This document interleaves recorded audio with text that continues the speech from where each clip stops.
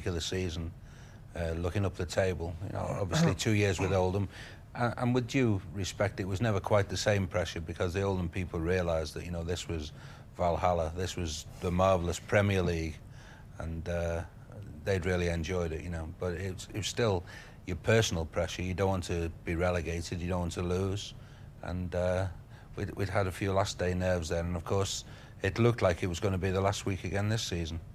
And whilst, okay, people might have said that Everton were in a bad way when we went there with 8 points, it still wouldn't have mattered. It would have been my name on the corpse. We have a restless public, and the bigger your restless public, the bigger the pressure. So what on earth makes you do it? I don't know. Well, I think that, for instance, when I was a player, I served my apprenticeship as a toolmaker. And then when I finished my apprenticeship, when I finished that, I decided to go full-time. From that day on, I decided to commit myself to football. And it is a tremendous commitment. I mean, I'll see Joe at reserve games. We've seen each other at reserve games, watching Bolton reserves versus maybe Tranmere reserves or something like that. I've been to reserve games. I see a lot of managers there. You travel up and down the country. That's a commitment. So it's just in the blood. But once you go into it, you have to understand you have to make a real commitment if you want to be successful. But do you, in fact, go into it because you know that the legs won't carry you anymore? I mean, if you could extend your playing career until you were 60, would you have done that? Yes. Yes, not a problem at all, because... So it's no compensation? I've always said this is second-hand thrills, really. I mean, the best thrill of the lot was always banging the ball in the net or running around when you won something. You know, that was great. And playing football. I mean, so the actual source of the whole thing is football. We love football. And I always think that if you fall out of love with football, if you lose that enthusiasm, you may as well get out the next day, because this is no business to be in if you don't enjoy it, if you can't see the good times and enjoy it. Sometimes when we see shots of managers in the dugout, I mean, if that's enjoyment, it certainly doesn't look like it.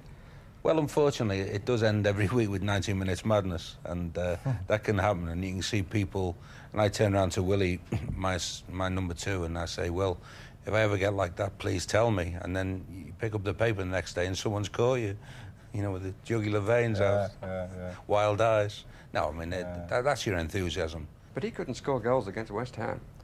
There was a moment yesterday I said to myself, this is time to make a substitution. I'd love to have been on. You know that final bit? You know, you say, get that ball in that net, and it just won't go in. You wish you were on. That's kind of what the both of us were saying, because we're both strikers, and Joe was a striker. You say, we should have been playing. You know, it doesn't, you're just, the legs go. I mean, it's just a dream, that.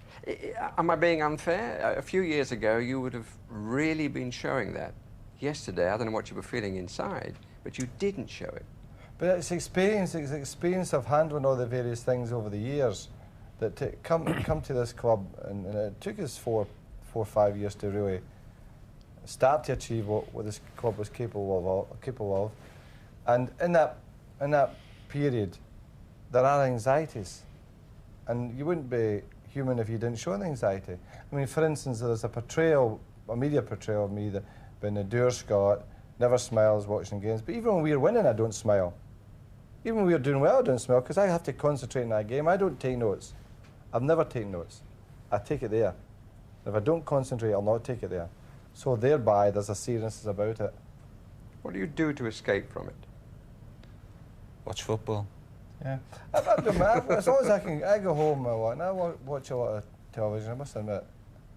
And in the summer, I get down to a few books, that type of thing.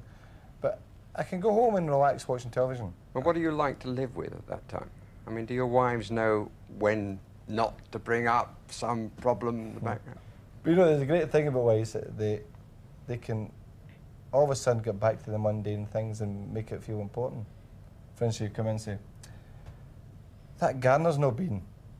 And the last thing you want to know is that the gardener. Yeah. You know, or the washing machine's playing up. You're saying, we've been beaten 3-0. And she's on about a washing machine. You know what I mean? They're brilliant at that. It just brings you right back to earth, doesn't it? Now, third time lucky? What's against? Give me a break. I hope so.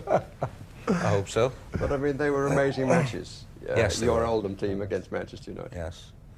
David and Goliath, really, and they were tremendous matches, and you know there were certain things swayed them in each game. The 3-3 game at Main Road was terrific, probably as good an advert for British football as you'd see. I don't think the semi-final last year, when we played a much more tactical game, we got most things right on the day against United, bar for one burst of inspiration from Mark Hughes. I mean, any other player, the ball would still be travelling, it'd still be in orbit, coming over his shoulder, a volley, textbook volley. If that was scored by a Brazilian, you'd be seeing that for 10 years on British television. I think we have seen it quite a lot. Too much. But as I said, I mean, it's now Goliath, isn't it? Yes. There's no David with you now. No. League form? Well, our league form, we go into it with 60 feet in 33 games. So we've been hard to beat. We've drawn too many games, but during that time, of course, we have beaten United 1-0 at Goodison. So we're going into the game with no complex whatsoever. I think we'll have to play well on Saturday to win.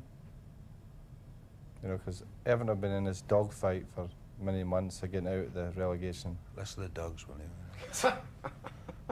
Quite touchy about that. Yeah. The dogs of war.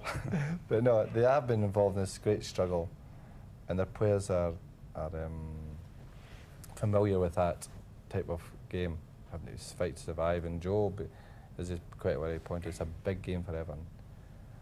And so that's why we'll need to play well to win. And if we play well and win, I'll be really satisfied. I think there's... But if you win them without playing well? I would be quite disappointed. If we produce moments that people remember, because in 90 minutes it can't all be condensed into the great things of football. There has to be good defending. We have to defend the corner kicks very well on Saturday. But if we're producing moments that people remember, like Giggs can do some things and Hughes can do some things, we have individuals we hope we can light up a bit. And that is... You don't want to mention a few more names just to worry him a bit, do you? Yeah, no. I was just thinking that's a bit of gamesmanship, isn't it? Cantona. He will be playing. One last thought as you walk out side by side. I mean, it's familiar territory for you. What will you be feeling